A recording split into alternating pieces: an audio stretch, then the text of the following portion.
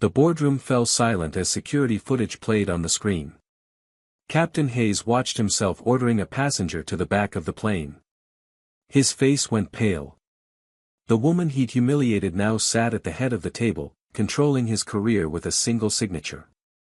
Before we dive into this incredible story, drop a comment and let us know where you're watching from right now. Don't forget to hit that like button and subscribe because what happens next will absolutely blow your mind. Trust me, you won't want to miss a single second of how this situation unfolds. Now, let's rewind and see exactly how we got to this jaw-dropping moment. Simone Bradford adjusted the collar of her tailored navy suit as she stepped onto Flight 2847 from Dallas to Atlanta. At 42 years old, she moved with quiet confidence through the jetway, her leather briefcase in one hand and boarding pass in the other. The early morning sun cast long shadows across the terminal behind her, but she barely noticed. Exhaustion pulled at her shoulders after 3 months of traveling incognito, visiting cities across the country, observing her own company from the ground level where the truth actually lived. She found her seat, 2A, and settled in with practiced efficiency. First class was nearly empty at this hour, just a handful of passengers scattered throughout the cabin. An elderly white couple sat across the aisle, the woman knitting something pale blue while her husband dozed. A young businessman in an expensive suit occupied a window seat 3 rows back, already absorbed in his laptop. A family with 2 small children fidgeted near the bulkhead, the parents trying desperately to keep their kids quiet before takeoff. Simone pulled out her tablet and opened a financial report, her eyes scanning columns of numbers that told stories most people would never see. The cabin door remained open as crew members moved through their pre-flight routines. Flight attendants checked overhead bins, adjusted window shades, smiled their professional smiles at boarding passengers. Everything appeared normal, ordinary, routine. Then Captain Hayes entered the cabin from the flight deck. He was perhaps 55, with silver hair trimmed military short and a uniform so crisp it could cut glass. His posture radiated authority, the kind men acquire after decades of being obeyed without question. He began his customary walk through first class, nodding at passengers, making brief small talk about weather and flight time. When his eyes landed on Simone, something shifted. His pleasant expression flickered, replaced by something harder to define. Suspicion, maybe. Confusion. His steps slowed as he approached her row, and he stopped completely beside her seat. Simone felt his stare but kept her focus on her tablet, professional habit keeping her expression neutral. Seconds ticked by. The elderly woman across the aisle glanced up from her knitting, noticed the captain standing motionless, and frowned slightly. "Excuse me." Hayes's voice cut through the ambient noise of the cabin. Simone looked up, meeting his gaze with calm directness. "May I see your boarding pass?" She reached into her bag without hesitation, retrieved the pass, and handed it to him. He studied it with an intensity that seemed excessive for such a routine request.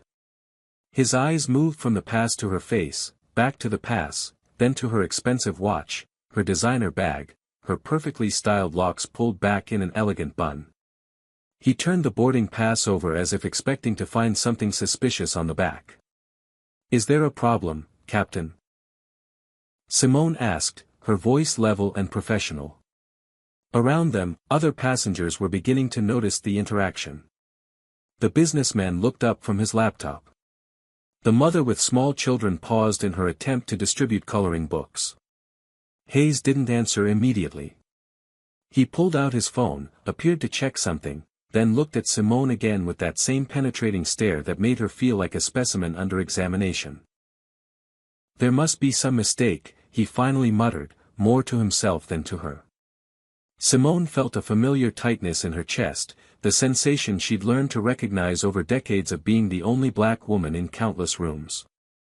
She kept her face composed, her voice steady. "What kind of mistake?" He hesitated, clearly choosing his words carefully. This seat was reserved for a premium member. The implication hung in the air between them, unspoken but unmistakable. "I am a premium member, Simone replied, pulling out her airline status card, the highest tier available, the kind that required hundreds of thousands of miles and years of loyalty. She held it up for him to inspect. Hayes took it, examined it with the same excessive scrutiny he'd given her boarding pass, checked the name against her driver's license. Everything matched perfectly, of course, because everything was legitimate. His jaw tightened in what looked like frustration. He handed her documents back without apology or explanation. "Thank you," he said curtly, the words stripped of any actual gratitude. He walked away toward the flight deck, but not before exchanging a glance with the lead flight attendant who'd been watching the entire interaction. Brenda was perhaps late 30s, with blonde hair pulled into a tight bun and a smile that never quite reached her eyes. She approached immediately after Hayes disappeared into the cockpit, hovering near Simone's row with an expression of manufactured concern. "Can I get you anything before we take off?" Brenda asked, her tone suggesting the question was anything but routine. Simone declined politely, returning her attention to her tablet. But she could feel Brenda's presence lingering, could sense the flight attendant's eyes assessing her, judging her, finding her somehow lacking or suspicious or wrong. 10 minutes passed. The cabin door closed. Boarding was complete. Simone tried to focus on the financial reports in front of her, numbers that should have commanded her full attention. But a knot of tension had formed between her shoulder blades, the instinctive knowledge that this situation was far from over. Brenda returned with another flight attendant in tow, a young man named Kevin who couldn't have been more than 25. They approached Simone's seat with the synchronized movement of people executing a planned maneuver. Simone looked up from her tablet, closed it slowly, and gave them her full attention. Something in their body language told her this wasn't a routine service inquiry. "Ma'am, we need to discuss your seating arrangement," Brenda began, her voice carrying that particular tone of false politeness that barely masked impatience. Simone set her tablet aside completely, folded her hands in her lap, and waited. Years of executive meetings had taught her the power of silence, of letting others fill the void with their own discomfort. "There's been a computer error with seat assignments. We're going to need you to move to economy, seat 32B.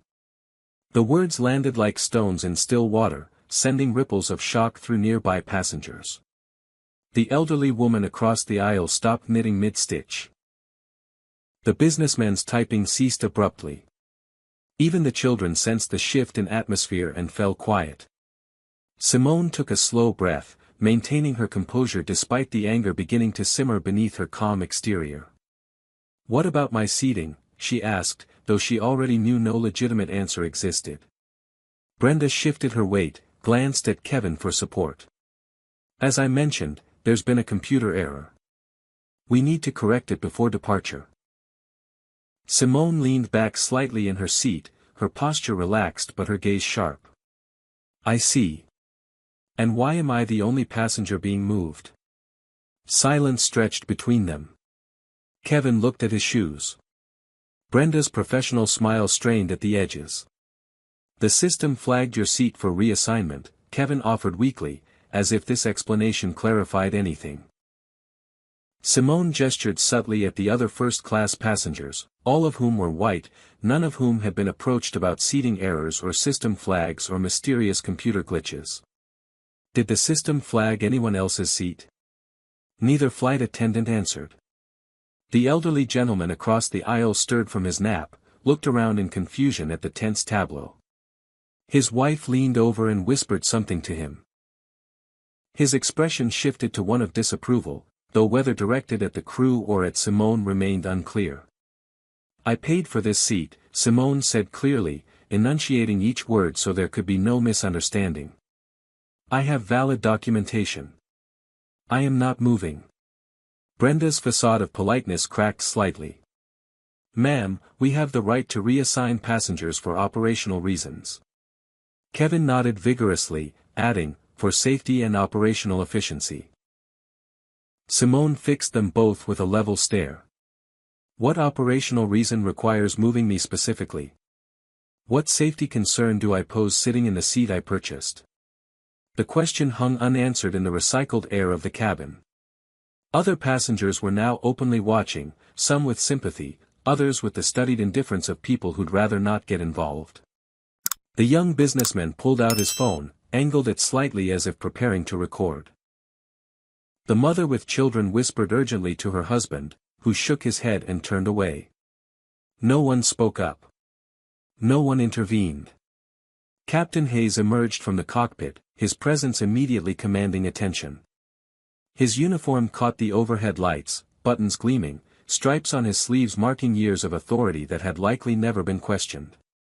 He approached with the confident stride of someone accustomed to instant obedience. "Is there a problem here?" His tone suggested he already knew the answer and had come to resolve it with swift finality. Brenda turned to him with visible relief. "The passenger is refusing to cooperate with crew instructions." The phrasing was masterful in its manipulation, transforming Simone from a paying customer with legitimate rights into an obstinate troublemaker disrupting airline operations. Hayes looked down at Simone, his expression hardening. "Ma'am, we cannot delay this flight.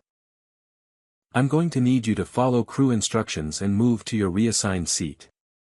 Simone met his gaze without flinching. "I'm sitting in my assigned seat, Captain. The seat I paid for. The seat that matches my boarding pass and confirmation number." His face reddened slightly, jaw muscles tightening. "I am the captain of this aircraft. When I give an instruction, passengers comply." She kept her voice steady, professional, giving him no excuse to escalate based on tone or attitude. "And I'm a paying passenger with valid documentation. I have broken no rules. I have violated no policies. I am sitting quietly in my assigned seat." The standoff intensified, silence pressing down on the cabin like atmospheric pressure before a storm. "Either you move voluntarily," Hayes said slowly, each word weighted with threat, "or we will have you removed from this aircraft." The elderly woman across the aisle suddenly spoke up, her voice quavering but indignant. "This is disgraceful. You're harassing this poor woman for no reason. Leave her alone." Hayes whipped around to face her, his professional veneer cracking. "Ma'am, I suggest you mind your own business unless you'd also like to be removed." The old woman fell silent, shocked by his hostility. Her husband put a protective arm around her shoulders. Simone felt a wave of gratitude for the woman's courage, brief as it was, even as she recognized the futility of intervention. Hayes pulled out his radio, thumb hovering over the call button. "Last chance," he said to Simone, his voice dropping to something cold and final. She said nothing, simply sat in her seat with her hands folded, her dignity intact even as her rights were being systematically violated. Hayes pressed the button. "Ground security to gate 17. We have an uncooperative passenger requiring removal." 2 airport security officers boarded within minutes, their presence transforming the situation from airline dispute to potential criminal matter. Officer Mendez came first, a Latino man in his 30s with kind eyes that swept the cabin assessing the scene. Behind him, Officer Grant projected pure by the book authority, his hand resting casually near his belt, his expression revealing nothing. Hayes met them at the front of first class, spoke in low tones that didn't carry but didn't need to. His gestures toward Simone told the story he wanted them to hear. "Officers, thank you for responding quickly," Hayes said, loud enough now for passengers to hear.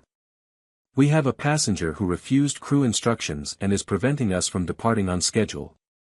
The framing was perfect, painting Simone as the aggressor, the problem, the source of delay affecting hundreds of innocent travelers. Mendez approached slowly, his body language deliberately non-threatening. Grant followed with more rigid formality. "Ma'am, I'm Officer Mendez. Can you tell me what's happening here?" His tone was respectful, genuinely curious, as if he sensed something didn't add up in Hayes's version of events. Simone remained seated, kept her hands visible on the armrests where everyone could see them, took no action that could be misinterpreted as aggressive or resistant.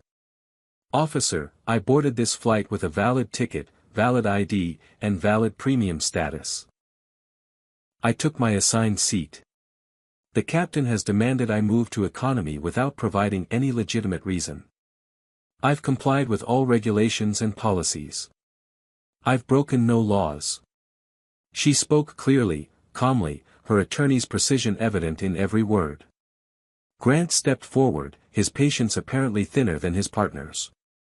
Ma'am, the flight crew has authority over seating arrangements. We're going to need you to step off the plane so we can discuss this situation in private. Simone recognized the trap in his phrasing.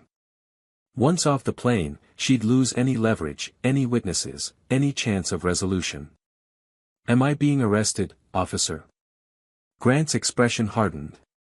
Not yet. But you could be if you don't comply with our instructions and the crew's instructions.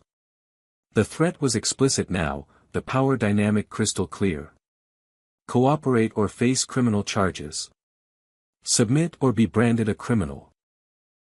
Mendez shot his partner a look that suggested disagreement with the approach, but he didn't contradict him. The entire cabin watched in stunned silence.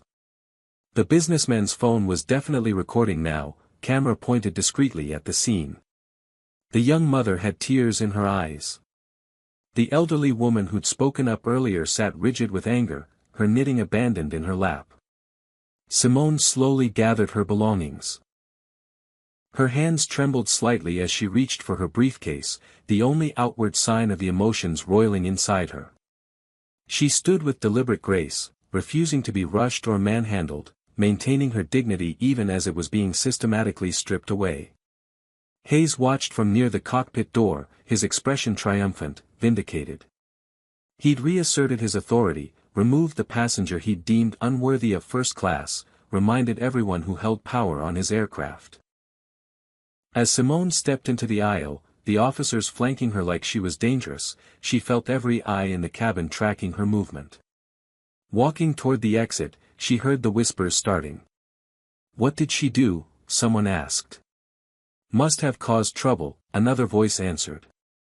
These people always think rules don't apply to them, a man muttered, not quite quietly enough. The racial undertone was unmistakable, the assumption automatic. One passenger, a middle-aged white man in a golf shirt, actually muttered a racial slur under his breath as she passed. Simone heard it clearly, felt it land like a physical blow, but kept walking. She refused to give them the satisfaction of seeing her break. The jetway felt endless, her heels clicking against the floor in rhythm with her racing heartbeat. Officers Mendez and Grant walked beside her, not touching her but close enough to make their authority clear.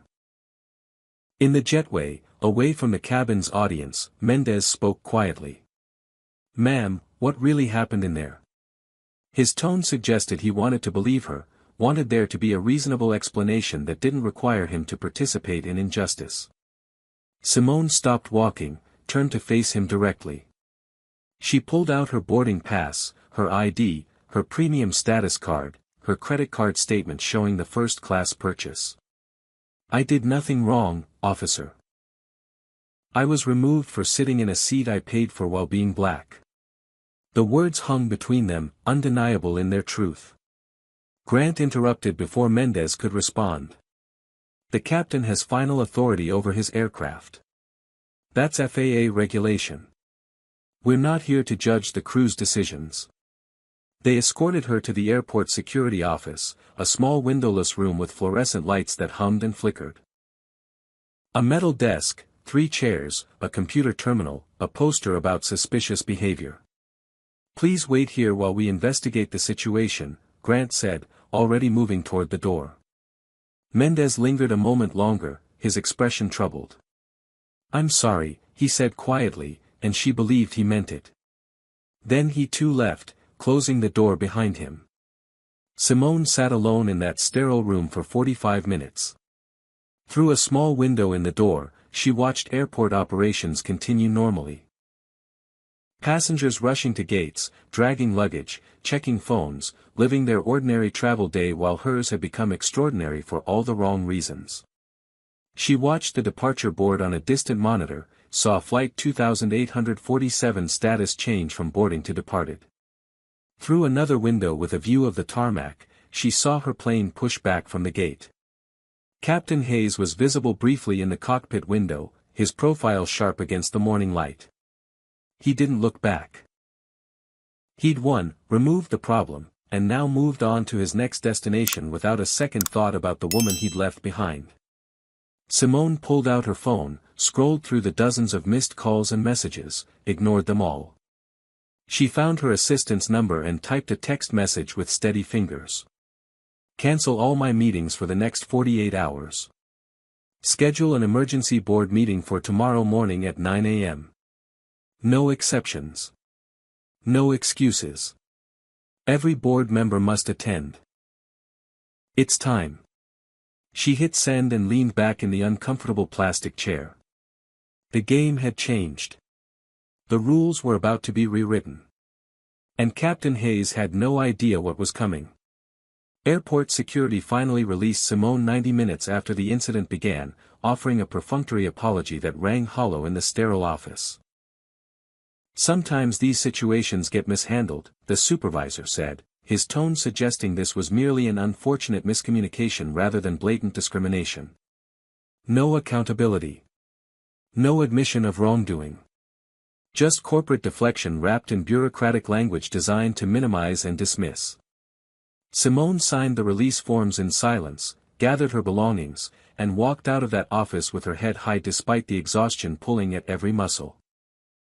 She booked the next available flight on a competing airline, settled into a corner of the terminal, and pulled out her phone. The screen lit up with notification after notification, messages multiplying faster than she could read them. Her assistant had forwarded a link with a simple message, "It's already viral." Simone clicked through to social media and felt her breath catch. Video footage of her removal, shot from multiple angles by passengers, had been uploaded within minutes of her forced exit. The clips had been shared thousands of times already, the numbers climbing as she watched. "Black woman kicked off flight for no reason," read one headline. "First-class passenger removed after sitting while black," declared another. The comments section was a battlefield. Thousands of people weighing in, most supportive but enough hateful to make her stomach turn. "This is disgraceful racism," wrote one user. "She was probably causing problems," countered another. "I've flown with that captain before, he's always been professional," someone claimed. "Professional racist," someone else replied.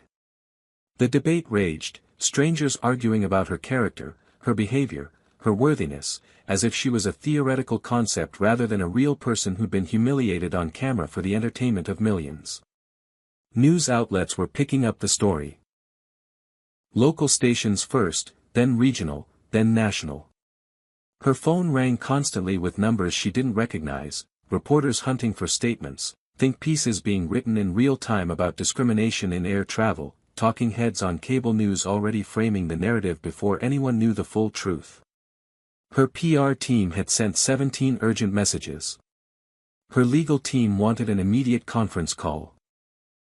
Board members were texting, some supportive, others panicked about stock prices and public perception. She ignored most of it, focused instead on sending detailed instructions to her assistant about tomorrow's board meeting. While she waited for her new flight, Simone allowed herself to remember. Not the humiliation of this morning, but the journey that had brought her to this moment. She thought about growing up in South Memphis, Tennessee, in a neighborhood where opportunity was scarce and dreams were luxuries few could afford. Her mother, Patricia, had worked 3 jobs to keep their small apartment. Cleaning offices at night, working retail during the day, taking in laundry on weekends. Simone could still see her mother's hands, roughened from chemicals and hard work, counting out bills at the kitchen table under flickering lights, always coming up short but never giving up.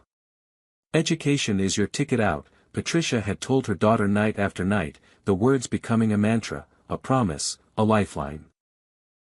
Simone had clung to those words through underfunded schools, through teachers who expected little from black students, through the casual racism that permeated every institution. She'd studied in that small apartment while her mother slept between shifts, read by streetlight when the electricity got shut off, walked miles to the library because books were free and knowledge was power. A full scholarship to Howard University had been her salvation, proof that hard work could overcome circumstance. Harvard Business School came next, another scholarship, another miracle that felt less like luck and more like justice finally paying attention. She'd entered the airline industry 20 years ago at entry level, taking a job most Harvard MBAs wouldn't consider. But Simone had recognized potential where others saw a dying industry. She'd worked every position, learned every system, identified every inefficiency. She'd been brilliant, relentless, impossible to ignore despite the many people who tried. Promotions came slowly at first, then faster as her track record became undeniable. She'd navigated corporate politics with the same strategic thinking she'd used to escape poverty, building alliances, delivering results, making herself indispensable. 5 years ago, when Skybridge Airlines teetered on the edge of bankruptcy, Simone had seen opportunity. She'd assembled an investor group, structured a leveraged buyout, and purchased the struggling carrier for a fraction of what it had once been worth. The industry had laughed, predicted failure within months, wrote think pieces about hubris and overreach. But Simone had restructured operations, renegotiated contracts, modernized the fleet, and turned Skybridge profitable within 18 months. She now owned 68% of the shares, controlled the board, served as CEO, and had proven every doubter wrong. Most employees didn't know her face, though. She deliberately kept a low profile, avoided the spotlight that followed many executives, preferred to let results speak louder than personal branding. For the past 3 months, she'd been traveling incognito, booking flights under her own name but without any special designation, experiencing her airline the way ordinary customers did. She'd discovered excellence in some areas and serious problems in others. Discrimination, poor training, arrogant culture among certain senior crew members, complaints that disappeared into HR black holes. Today was supposed to be her last anonymous flight before revealing herself and implementing sweeping reforms. Instead, it had become something else entirely. A test she'd never wanted. A spotlight she'd never sought. A reckoning that couldn't be avoided. Her alternate flight boarded without incident. The gate agent smiled warmly, checked her boarding pass, wished her a pleasant journey. The flight attendants on this competitor airline greeted every passenger equally, made eye contact, projected genuine warmth rather than performative politeness. The captain made his pre-flight announcement with humility rather than authority, thanking passengers for their business, promising a smooth flight. Simone settled into her seat and recognized the stark contrast. This was how it should be. This was what she'd been trying to build. And realizing how far her own airline had fallen made the morning's humiliation cut even deeper. The flight to Atlanta passed in a blur. She tried to work but couldn't focus, tried to sleep but couldn't stop thinking. By the time they landed, the viral video had reached 4 million views. The story had spread beyond aviation circles, beyond business news, into mainstream consciousness. She was trending on multiple platforms, her face plastered across screens worldwide, her humiliation transformed into content, into clicks, into advertising revenue for platforms that profited from outrage while doing nothing to address injustice. Simone went straight from the airport to Skybridge headquarters, a gleaming tower of glass and steel on the outskirts of Atlanta. Her security badge still worked despite her absence, the magnetic stripe granting her access to executive elevators that rose swiftly to the 22nd floor. It was late evening now, the building mostly empty, but she'd summoned her inner circle and they'd come without hesitation. If anyone wondered why the CEO was calling an emergency meeting after being publicly humiliated on one of her own flights, they were smart enough not to ask. Comment number 1: if you think what happened to Simone was completely unacceptable and Captain Hayes needs to face real consequences. And while you're at it, smash that like button and subscribe because what comes next is going to be absolutely satisfying. Now, here's the real question: when Simone finally reveals who she really is to Captain Hayes, what do you think his reaction will be? Keep watching to find out, because the confrontation you're about to witness is one for the history books. Theodore Washington arrived first, his presence filling the doorway of Simone's executive office before he even crossed the threshold. At 59, her CFO carried himself with the quiet authority of someone who'd spent decades navigating corporate America as a black man, surviving and thriving through strategy and unshakable competence. He'd been Simone's mentor when she'd first entered the airline industry, had vouched for her when others doubted, had taught her that excellence was necessary but never sufficient in spaces that didn't want to make room. Now he looked at her with concern etched deep in the lines around his eyes. "I saw the video," he said without preamble, closing the door behind him. "All 4 million views and counting. I also saw the comments. Some of them made me want to throw my phone through a window." Simone gestured to the leather sofa near the windows overlooking the Atlanta skyline, city lights beginning to twinkle as dusk deepened into night. "This is exactly what I warned about 6 months ago when we started getting those complaints. The culture has rot in it, Theodore. Today just made it visible." Rita Chen entered next, Skybridge's chief legal officer, a woman whose fierce intelligence and sharper tongue had won battles in courtrooms across the country. At 43, she'd built a reputation for being ruthlessly thorough, the kind of lawyer who anticipated arguments 3 moves ahead and demolished opposition with surgical precision. She carried a tablet and a thick folder, her expression grim but energized in the way of someone who'd found a worthy fight. "I've already started pulling records," she announced, settling into a chair across from Simone. "This is going to get ugly before it gets better, but we have options." Douglas Miller arrived last, looking uncomfortable in his tailored suit despite decades wearing them. As VP of Operations, he represented the old guard of Skybridge, the institutional memory of how things had always been done.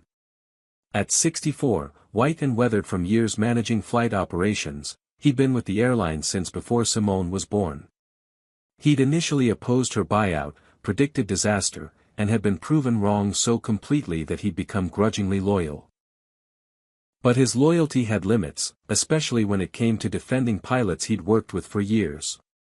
Simone waited until they were all settled, then picked up a remote and activated the large monitor mounted on her office wall. The viral video played in high definition, every detail painfully clear. Hayes's face as he questioned her presence in first class. Brenda's false politeness masking hostility. The security escort treating her like a criminal. Her own dignity maintained despite systematic humiliation. When it ended, silence filled the office like pressure before a thunderstorm.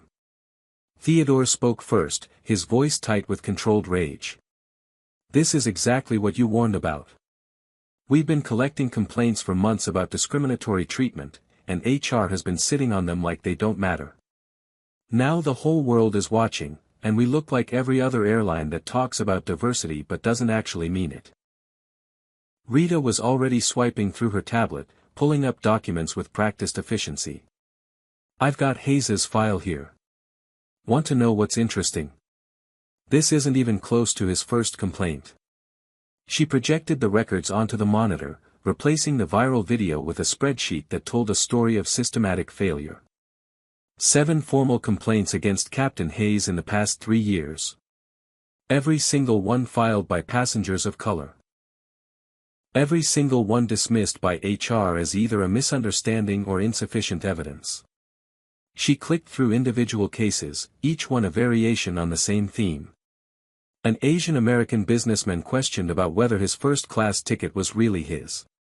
A Latino family asked to move seats to accommodate a white passenger's preference. A black couple subjected to extra scrutiny about their luggage. A Middle Eastern man reported to security for speaking Arabic on his phone. "They're all here," Rita continued, her voice sharp with anger. "Documented, filed, and systematically ignored." HR's standard response was to interview Hayes, who denied any discriminatory intent, then closed the case due to lack of corroborating evidence. "Classic he said she said, except it's actually he said and 7 different passengers said, which starts to look a lot less like coincidence and a lot more like pattern and practice." Douglas shifted uncomfortably in his seat, his jaw working as if chewing words before spitting them out. "Now hold on. Hayes has been with Skybridge for 18 years. Decorated pilot, excellent safety record, thousands of successful flights. Theodore turned to face him directly. With 18 years of complaints we ignored because we valued his seniority over passengers' civil rights. Douglas's face reddened. That's not fair. He's never been proven to have done anything actually wrong. These are just allegations, interpretations, people being overly sensitive in some cases. Simone had been silent throughout this exchange, letting her team work through their positions, but now she leaned forward. Douglas, I need you to hear what you just said. 7 separate incidents, 7 different passengers who had nothing to gain by complaining, 7 detailed accounts of discriminatory treatment. And your response is that they might be overly sensitive? She stood, walked to the window, looked out at the city where her airline's logo glowed on the side of the headquarters building. I was on that plane this morning. I experienced exactly what those 7 passengers described.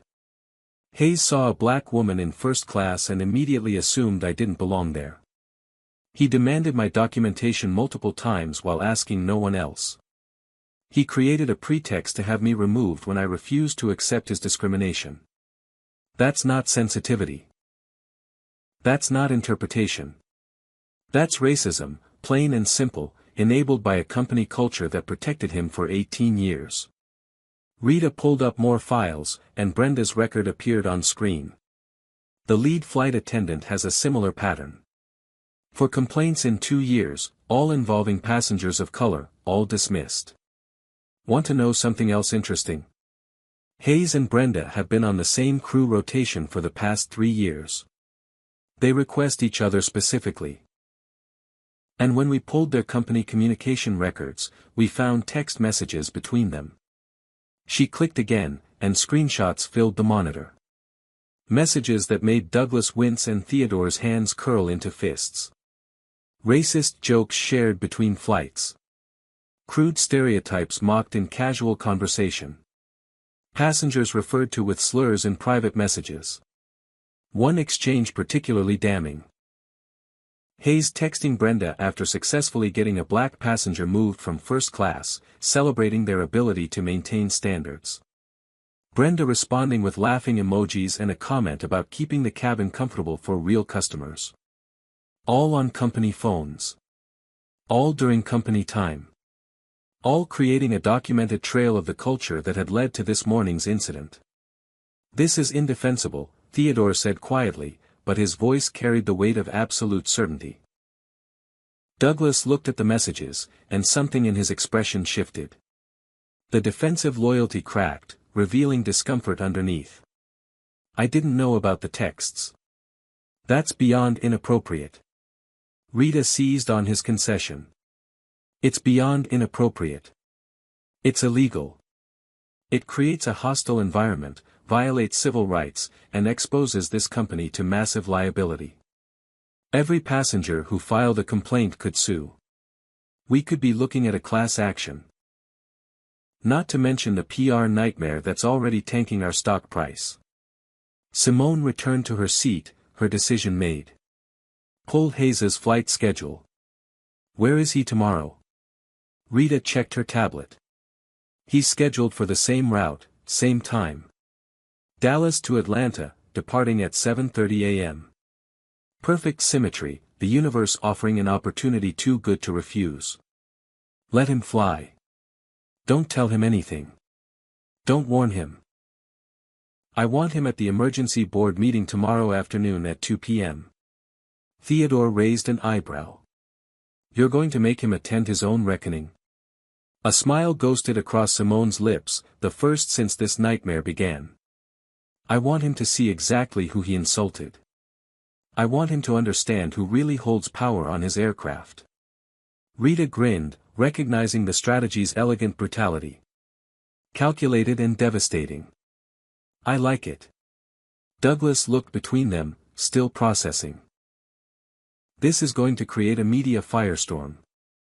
Every news outlet will cover it. Passengers will take sides. The pilots' union will fight us. Simone met his eyes steadily. Good. Maybe a firestorm is exactly what this industry needs. We've been having quiet conversations about discrimination for decades, and nothing changes. Maybe it's time to stop being quiet. They worked through the night, fueled by coffee and righteous purpose.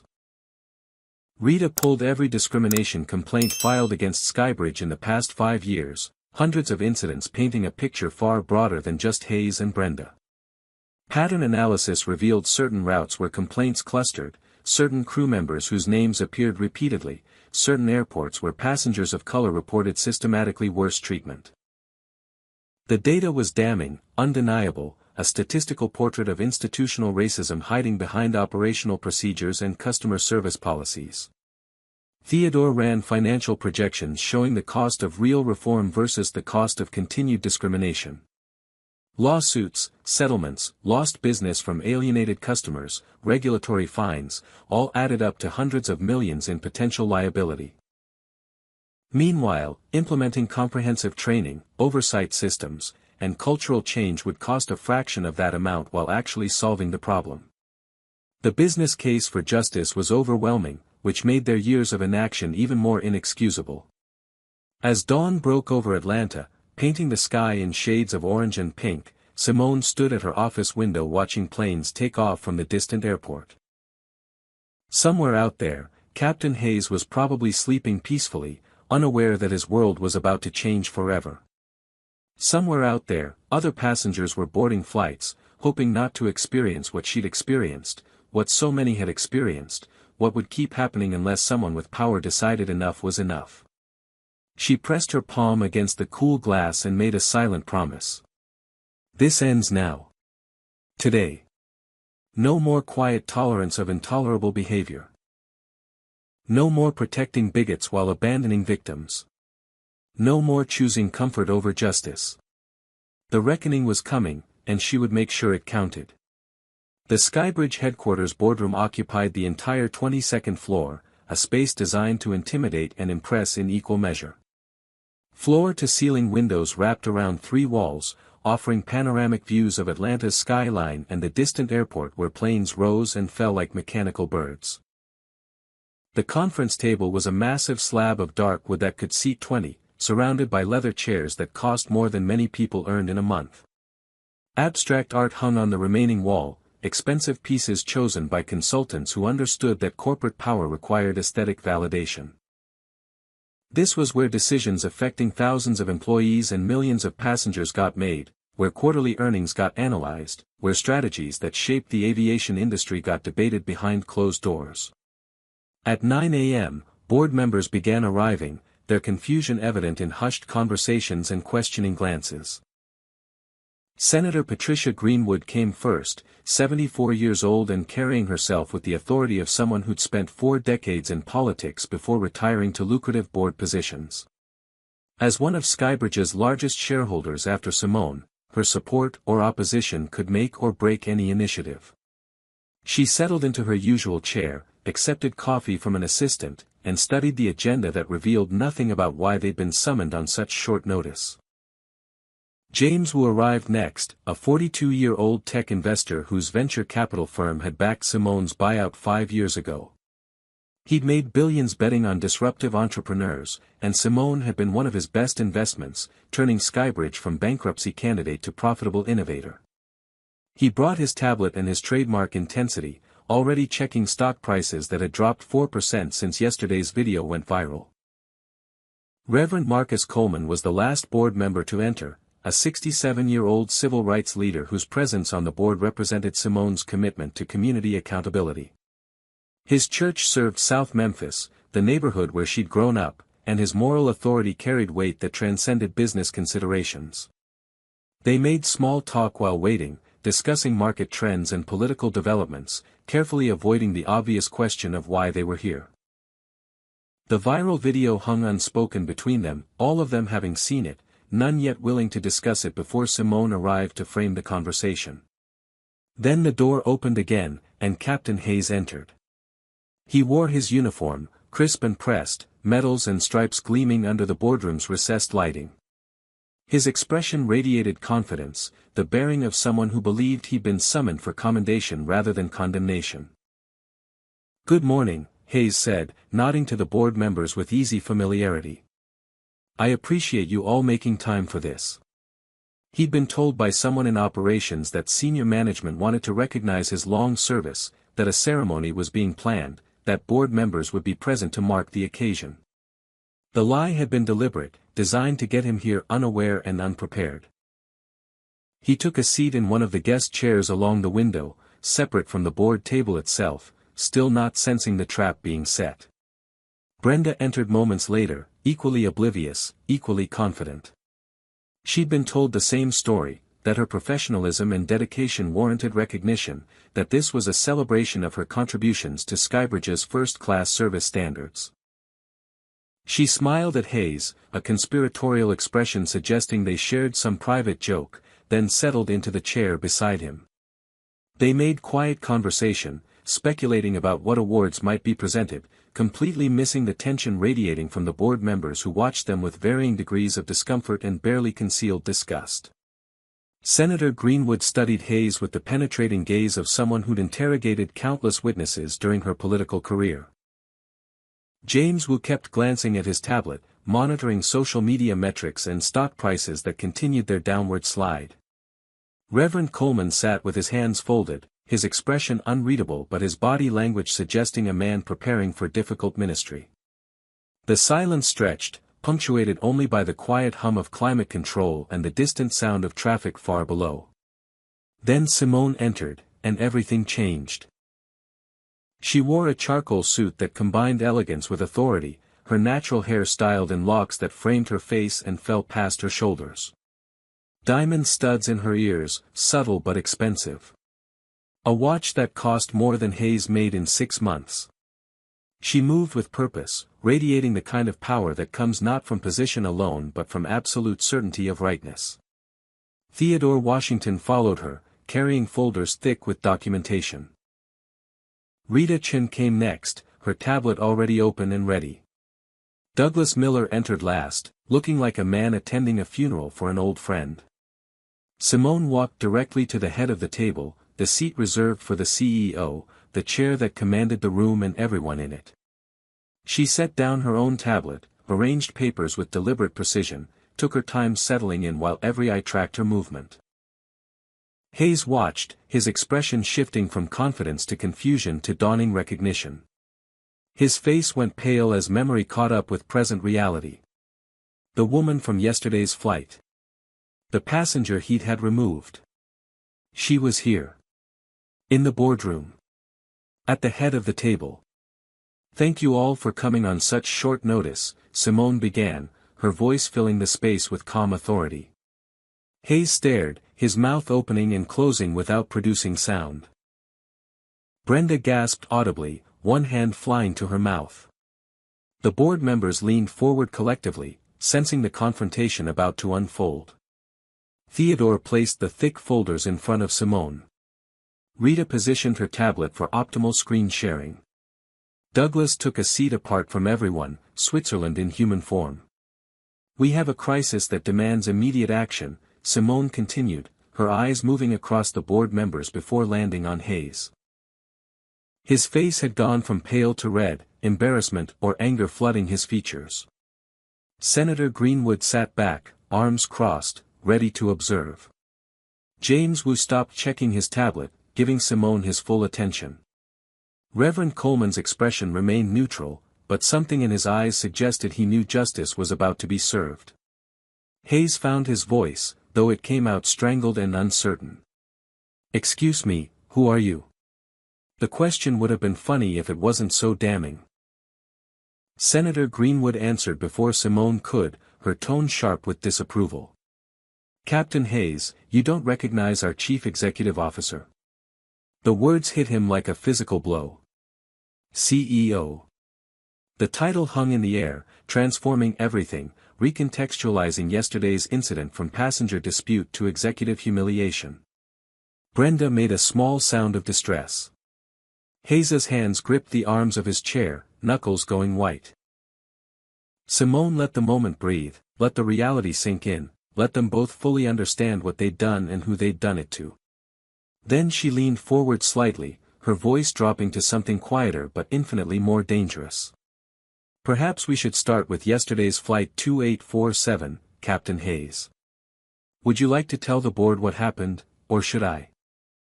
Hayes tried to speak, his mouth working around words that wouldn't form coherently. We had a passenger situation.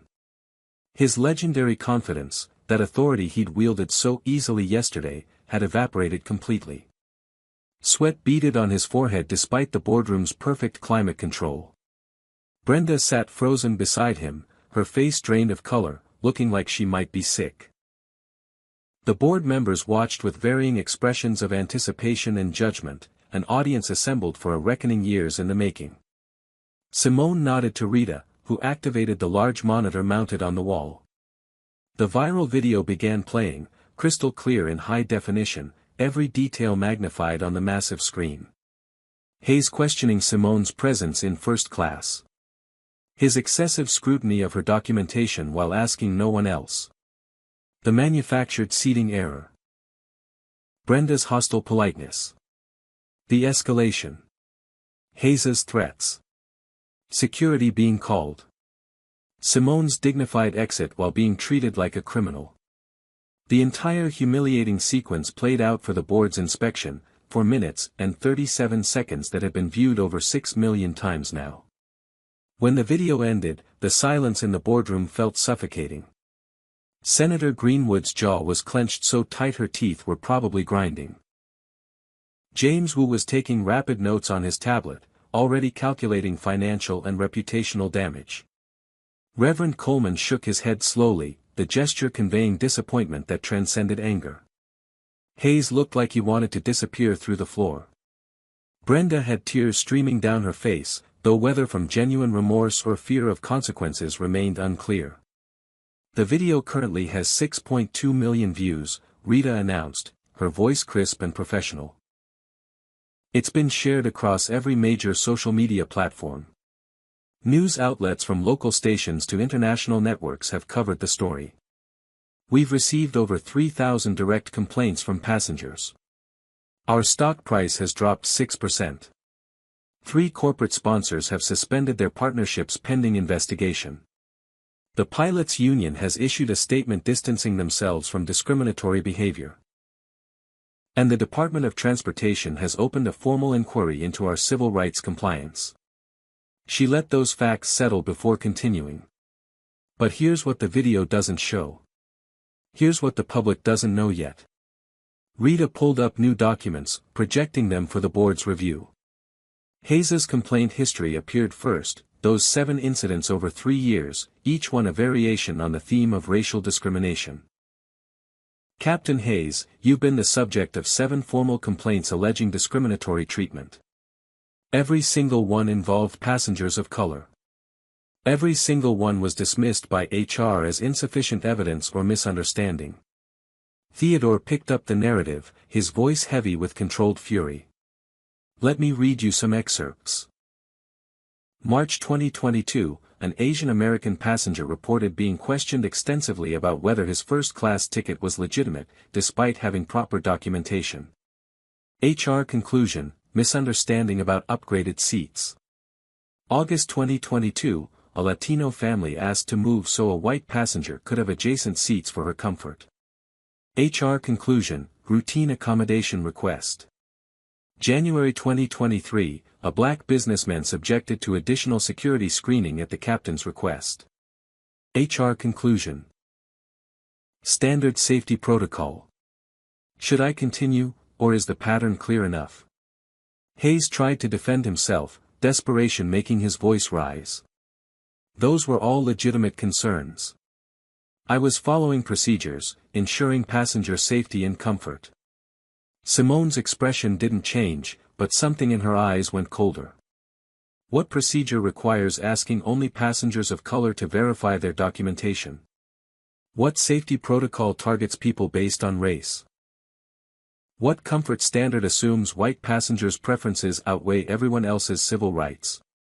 He had no answer, or none that wouldn't make things worse.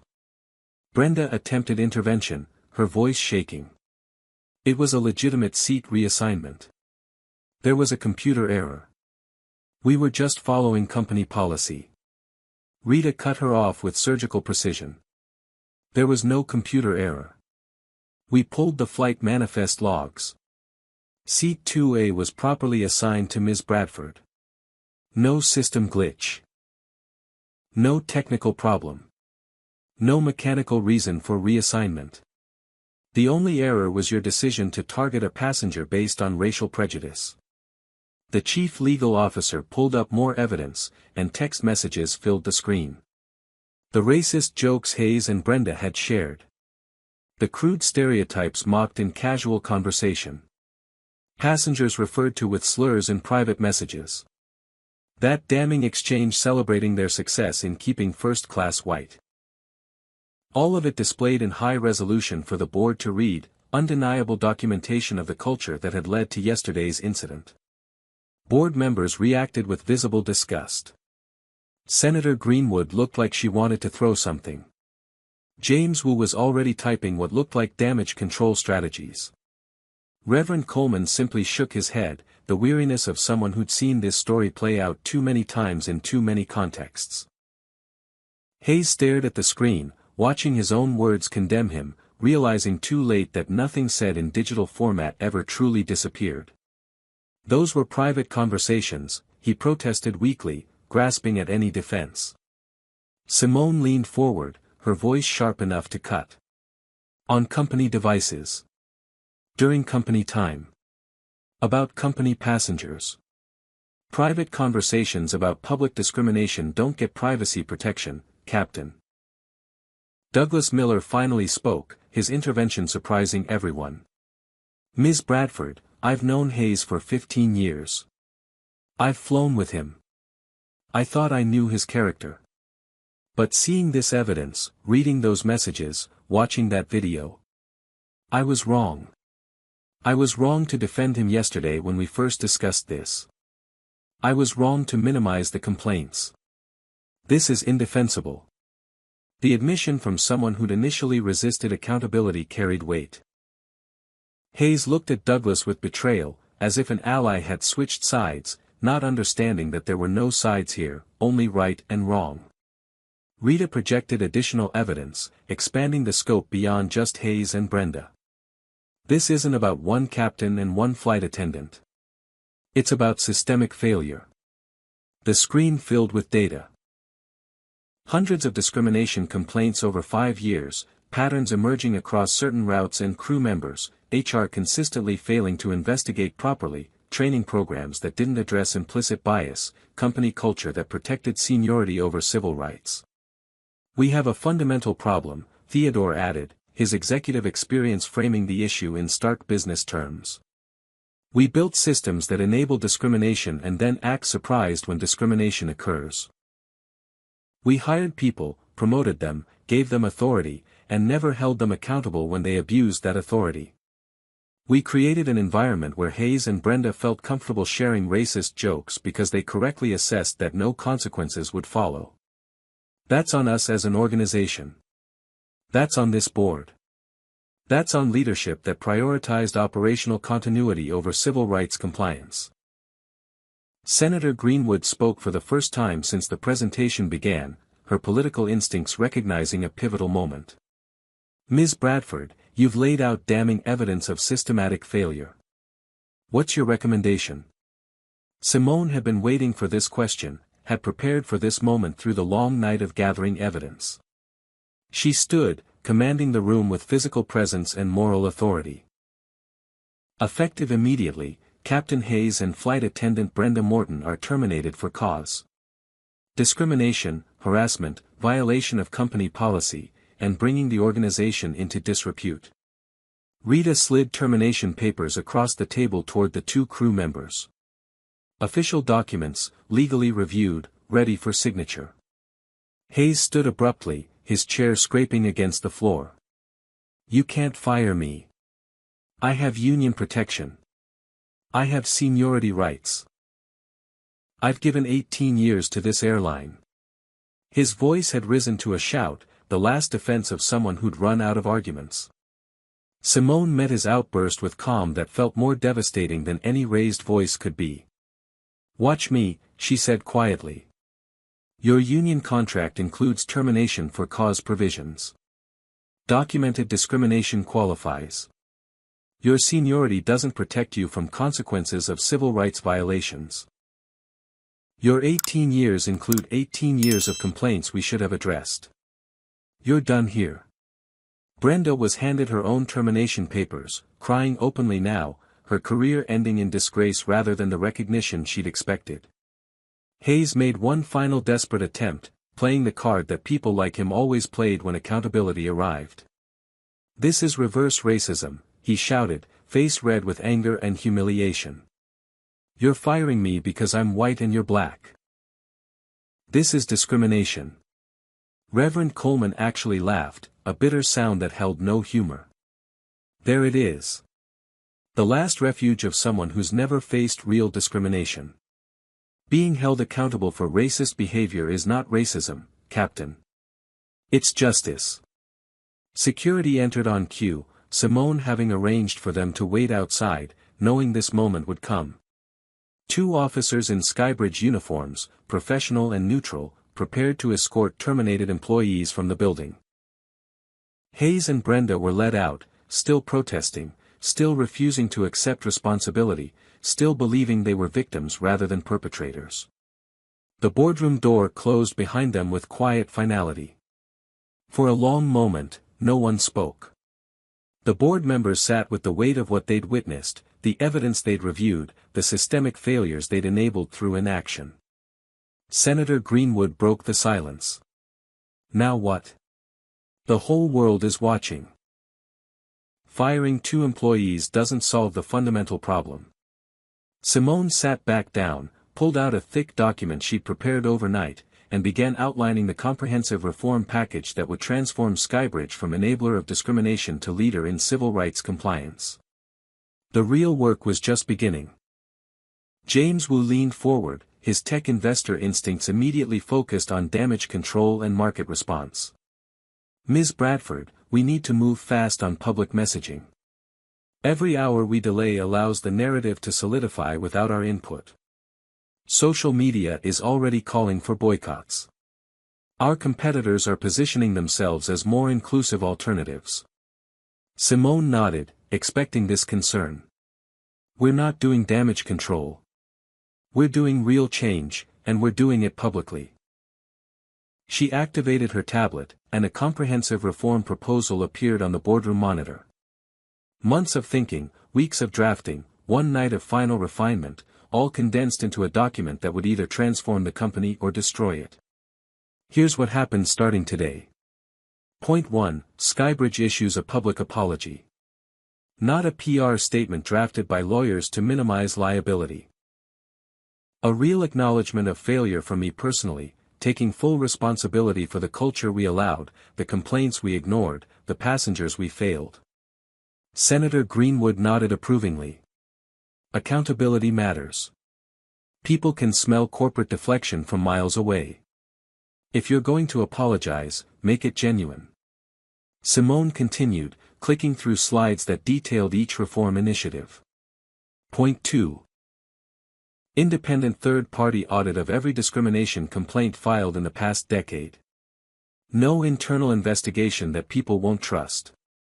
We hire external civil rights experts, give them full access to records, and publish their findings regardless of how damaging they might be. Theodore added context, his CFO expertise framing the financial implications. The audit will cost approximately $2 million. Publishing the results will likely expose us to additional lawsuits. But the cost of appearing to hide evidence would be far higher in terms of lost business and regulatory penalties. Rita jumped in with the legal framework.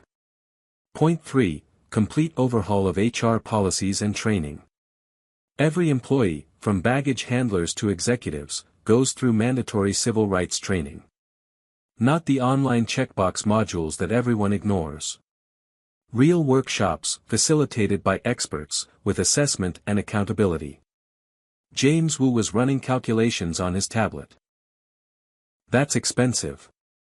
Company-wide training for 15,000 employees, taking them off operational duties, paying facilitators.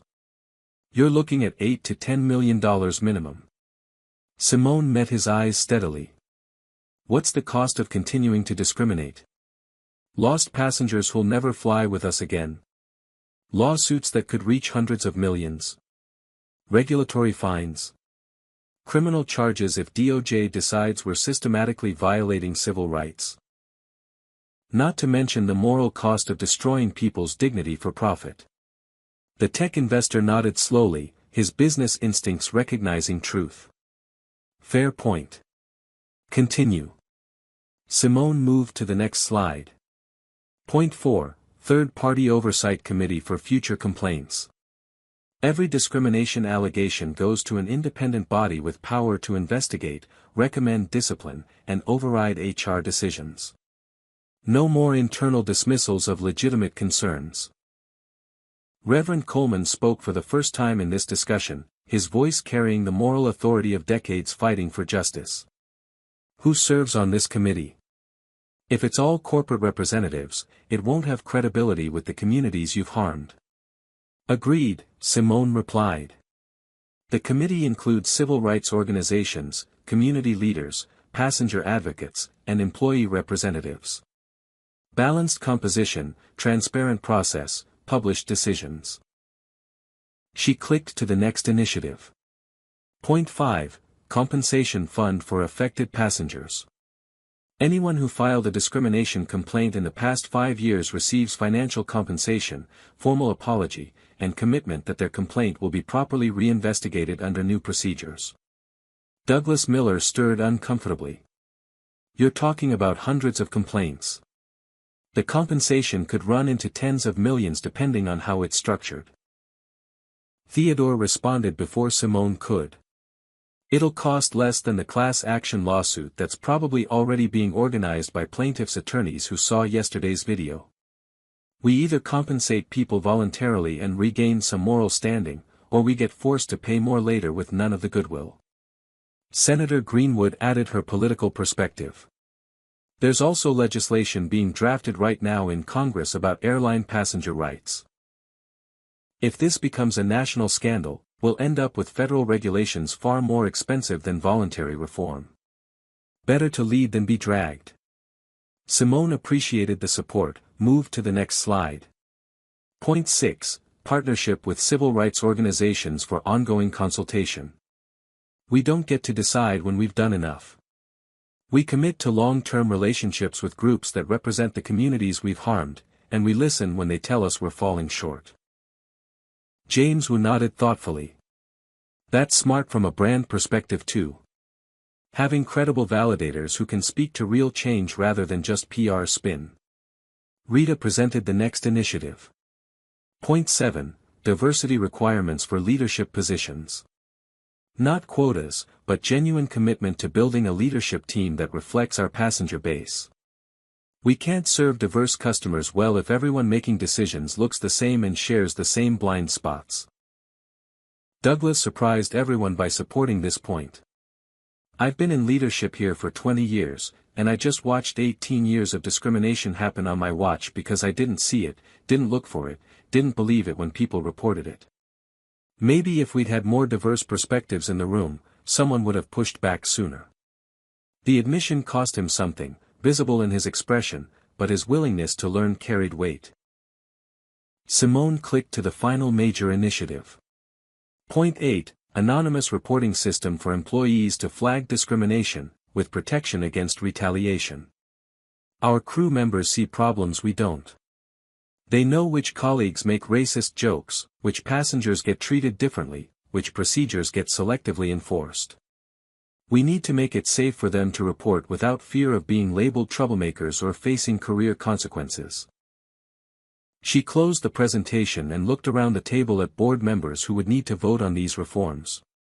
This package will cost approximately $35 million in the first year, with ongoing annual costs of around $15 million for sustained training, oversight, and compensation. It will require significant operational changes. It will be uncomfortable. Some people will resign rather than adapt. We'll face pushback from those who think we're overreacting or being too politically correct. And it's absolutely necessary. Theodore provided the financial context. For comparison, our projected profit this year is $800 million. We're talking about spending 4% of profit to fix fundamental problems. Meanwhile, if we do nothing, we're looking at potential losses in the hundreds of millions from lawsuits, lost business, and regulatory action.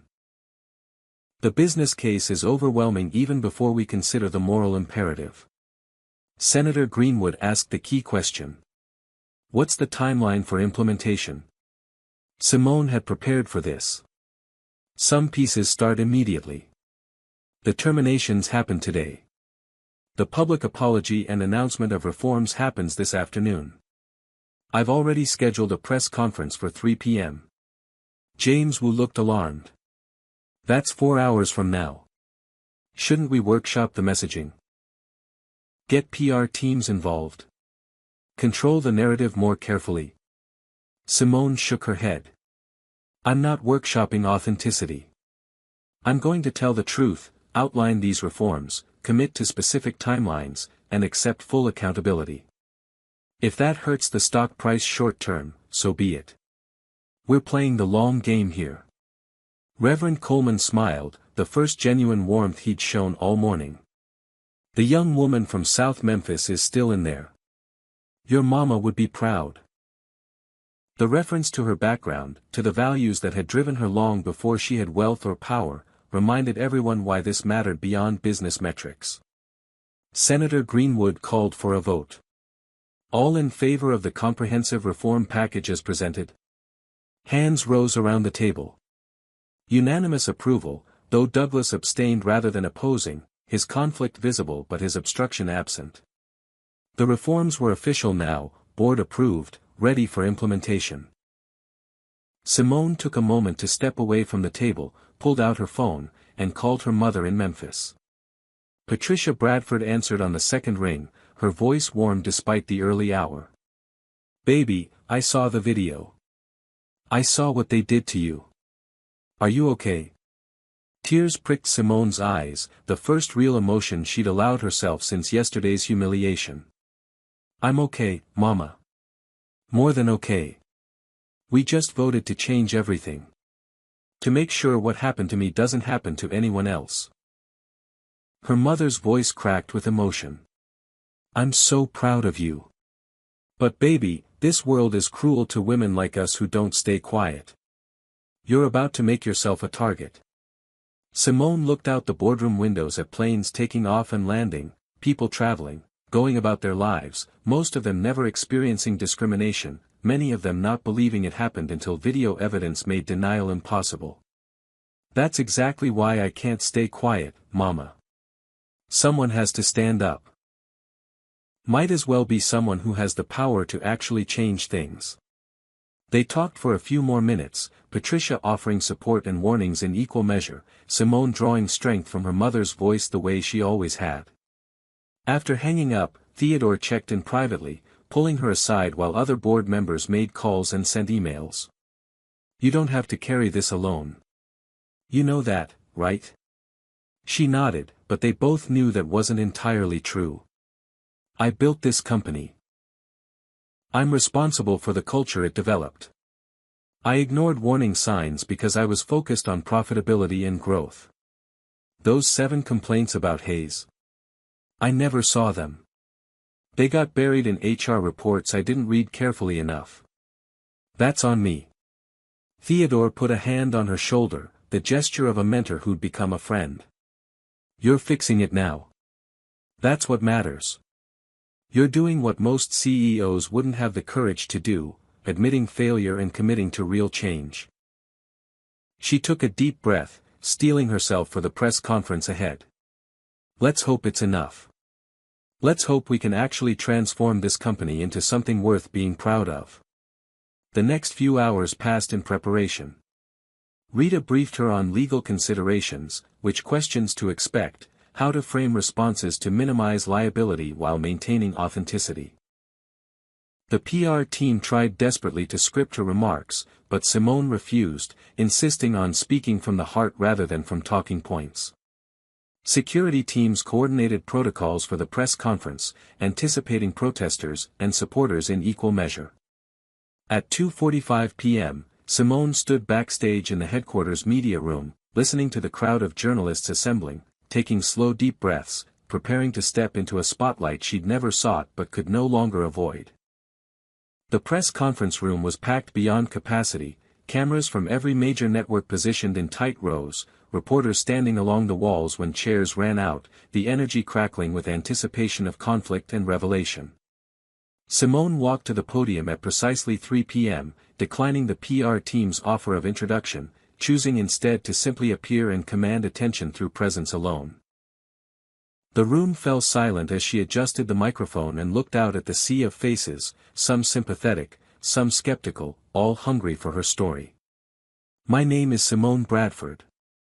I'm the Chief Executive Officer of Skybridge Airlines. Yesterday morning, I boarded Flight 2847 from Dallas to Atlanta. I was removed from that flight because the captain decided I didn't belong in first class. He made that decision based on the color of my skin. What he didn't know was that I own 68% of the airline he flies for. She paused, let the irony settle, watched reporters scribbling notes and typing frantically. But here's what matters more than that irony: I shouldn't have needed to be the CEO for what happened to be wrong. A passenger doesn't need to own the airline to deserve dignity and respect. Simone didn't sugarcoat the humiliation, the anger, the betrayal she'd felt sitting in that security office watching her own plane depart without her. She spoke about the assumptions made, the documentation demanded, the manufactured reasons for removal. But she focused more on systemic issues than personal grievance, framing the incident as symptom rather than disease. This wasn't about one bad captain. It was about a culture that allowed him to feel comfortable discriminating for years. It was about HR systems that dismissed complaints instead of investigating them.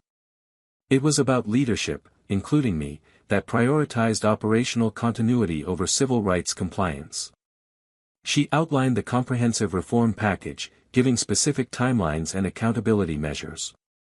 Independent audits completed within 90 days. Training implemented within 6 months.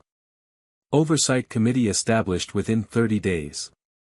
Compensation fund operational within 60 days. Not vague promises but concrete commitments with dates and deliverables. We're not asking anyone to trust us based on words. We're creating systems that make accountability inevitable whether people trust us or not. Questions came rapid fire from reporters eager for conflict or contradiction. A journalist from a conservative outlet asked whether she was making this about race when it might have been a simple misunderstanding. Simone's response was measured but firm.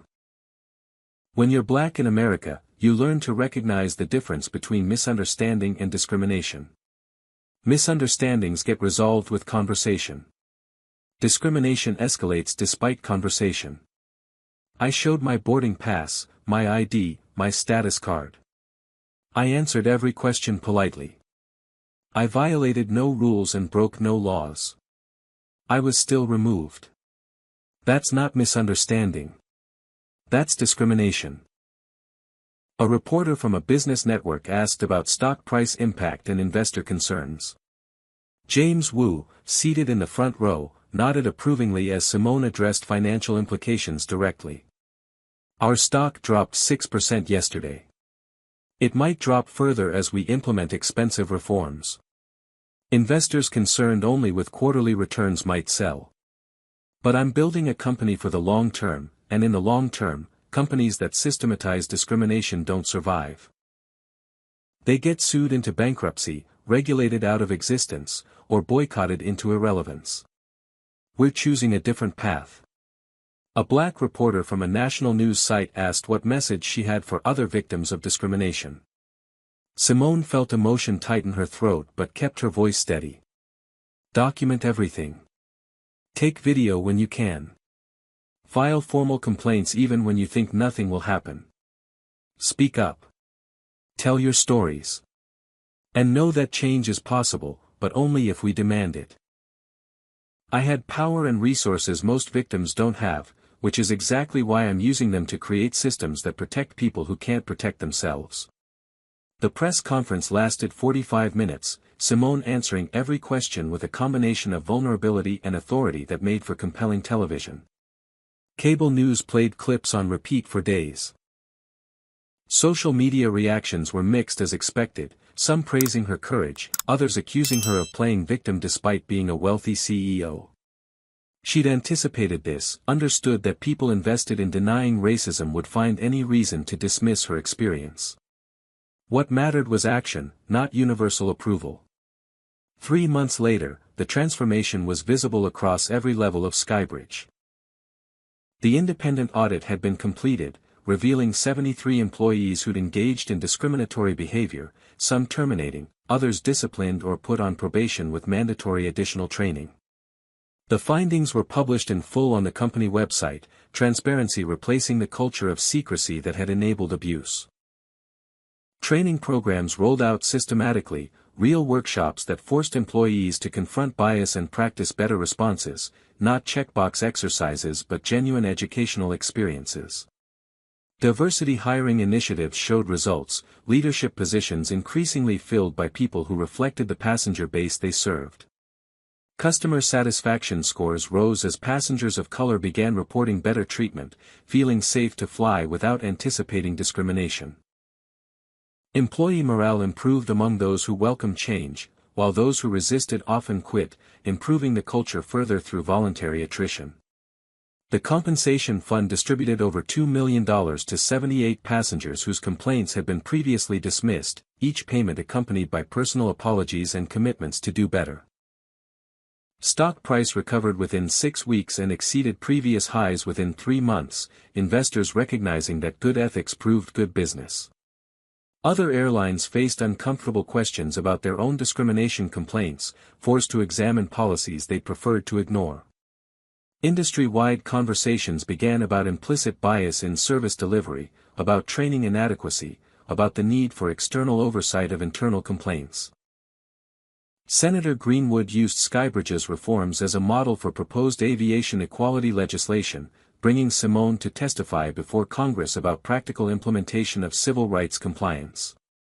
Media profiles followed, features in business magazines and civil rights publications, speaking invitations from conferences and universities. Simone accepted some and declined others, wary of becoming a celebrity rather than a change agent. What mattered most weren't the accolades but the letters. Hundreds arrived at headquarters, emails and handwritten notes from passengers sharing their own stories. Black families thanking her for making them feel safe to fly. Latino travelers grateful they could board without anxiety. Asian American business people who no longer dreaded confrontations over whether they belonged in premium cabins. Employees of color sent messages describing cultural shift, how they could finally report problems without fear of retaliation, how training had changed colleagues' behavior, how leadership diversity made them feel valued rather than tolerated. Even some white passengers wrote, acknowledging they'd never noticed discrimination before, thanking her for opening their eyes, committing to be better allies. Each letter reminded her why the discomfort and conflict had been worthwhile, why accountability mattered more than comfort, why justice couldn't wait for convenient timing. 6 months after the incident that changed everything, Simone boarded a Skybridge flight for the first time since her removal. Same route, Dallas to Atlanta, early morning departure. But this time, the captain was a black woman. Imani Foster, 34 years old, brilliant pilot who'd been passed over for captain positions for years despite perfect qualifications, finally promoted under new diversity initiatives that prioritized merit over maintaining homogeneous crews. The flight attendants included Carlos Rivera, a Latino man whose warm professionalism set the tone for cabin service, and Jennifer Kim, an Asian American woman who'd reported discrimination she witnessed and been protected rather than punished under new reporting systems. Simone took her seat in first class, 2A again, deliberately claiming the space that had been denied her. She watched as passengers boarded, diverse faces filling the cabin, families of every background traveling without visible anxiety about how they'd be treated. A young black girl, maybe 9 years old, walked past with her mother, then stopped and stared. She whispered urgently to her mother, who smiled and nodded permission. The girl approached Simone's seat with shy determination. "Excuse me, are you Ms. Bradford? The lady who owns the planes?" Her voice carried wonder and something like hope. Simone felt tears prick her eyes, unexpected emotion at being recognized by a child who represented everything she'd fought for. "I am. What's your name?" The girl stood taller, proud to be acknowledged. "I'm Maya. My teacher showed us the video of what happened to you. She said you made airlines fair for everybody." Simone reached out and gently touched Maya's shoulder. "I'm trying to make them fair. It's not finished yet. There's still a lot of work to do." Maya nodded seriously, as if understanding that change was process not event. "When I grow up, I want to be a pilot like Captain Foster. My dad says now I can." Her mother stood behind her, eyes shining with unshed tears, mouthing thank you over her daughter's head. Simone squeezed Maya's shoulder gently. "You can be anything you want to be. Don't let anyone tell you different." The girl returned to her seat, and Simone turned to look out the window, blinking back tears she'd been holding for months. The plane pushed back from the gate smoothly, Captain Foster's voice coming over the intercom with calm authority, welcoming passengers and promising a smooth flight. Simone thought about her own mother, Patricia, who'd cleaned offices so her daughter could dream beyond South Memphis. About every indignity she'd swallowed climbing corporate ladders designed to keep people like her at the bottom. About Hayes, who taught her that position without justice was meaningless, that power demanded responsibility, that comfort was the enemy of progress. She pulled out her tablet, opened a file labeled Phase 2, Industry Coalition. The work continued. Other airlines needed reform. Federal regulations needed strengthening. Training standards needed elevation. Accountability systems needed replication. She'd been invited to lead an industry-wide initiative, bringing together executives, civil rights organizations, and government regulators to create comprehensive standards. The fight wasn't over. It would probably never be fully over. But for now, in this moment, on this flight, everyone was treated with dignity. And that was a start. As the plane lifted off, rising above Atlanta into clear blue sky, Simone allowed herself a moment of satisfaction. Not pride exactly, because pride felt premature when so much remained broken. But satisfaction that she'd used her position and pain to create something better. That Maya and millions of children like her would grow up in a world slightly more just than the one Simone had inherited. That when given a choice between comfortable silence and uncomfortable truth, she'd chosen truth and survived to tell the story. The clouds outside her window seemed to glow in the morning light, and Simone Bradford, CEO and change agent, allowed herself to believe that maybe, just maybe, progress was possible when people with power decided to give a damn. So what do you think about Simone's incredible journey from humiliation to transformation? Drop a comment below and let me know if you believe this kind of systemic change is really possible, or if companies only reform when they get caught. And here's what I really want to know: have you or someone you know ever experienced discrimination while traveling? Share your story in the comments because these conversations matter. If this story moved you, hit that like button right now and subscribe to the channel so you never miss stories about people fighting for justice and dignity. Share this video with someone who needs to hear it, someone who's fighting their own battles, someone who needs to know that speaking up can actually make a difference. Thank you so much for watching, for caring about these issues, and for being part of a community that believes everyone deserves respect regardless of who they are or what they look like. Until next time, keep standing up for what's right, keep demanding better from the institutions that serve us, and keep believing that one person with courage really can change the world. Take care of yourselves and each other. This story reveals profound truths about power, accountability, and systemic change. First, discrimination thrives in silence. For years, complaints were filed and ignored because no one with authority demanded accountability. Justice requires vigilance from those who hold power, not just those who suffer injustice. Second, position doesn't protect anyone from prejudice. Simone's wealth and authority meant nothing to Captain Hayes because he saw only her race.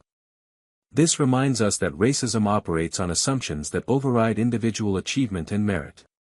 Third, documentation matters tremendously.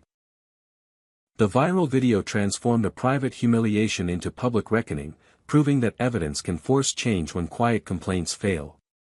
Fourth, real reform requires structural transformation, not symbolic gestures. Firing 2 employees meant nothing without overhauling policies, training, and oversight systems.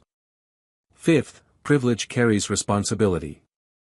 Simone used her power not just for personal vindication but to protect others who lacked her resources and platform.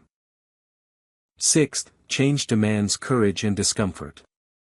She chose transparency over reputation management, accountability over damage control, knowing short-term pain would create long-term justice. Finally, progress happens when people refuse to accept unacceptable norms. Every passenger who stayed silent enabled discrimination. Every leader who dismissed complaints perpetuated harm. Transformation required someone saying enough is enough and backing words with action. Maya's dream of becoming a pilot represents the ultimate lesson: when we fight for justice today, we create possibilities for tomorrow's generation. What would you have done if you witnessed Simone being removed from that flight? Would you have spoken up like the elderly woman, or stayed silent like most passengers? Drop your honest answer in the comments because I really want to know where you stand. Have you or someone you love ever experienced discrimination while traveling? Share your story below so others know they're not alone in these struggles. If this story inspired you or made you think differently about standing up for what's right, smash that like button right now and subscribe to this channel for more powerful stories about courage, justice, and transformation. Hit the share button and send this to someone who needs to hear it today, someone fighting their own battles against injustice, someone who needs to know their voice matters. Thank you so much for watching and for caring about these issues that affect millions of people every single day. Your engagement helps these stories reach more people and creates conversations that lead to real change. May you always have the courage to stand up for dignity and respect, the wisdom to recognize injustice when you see it, and the strength to be the voice for those who aren't being heard. Until next time, keep fighting for what's right, keep believing in the power of accountability, and keep remembering that every single one of us has the ability to make this world more just. Take care and stay strong.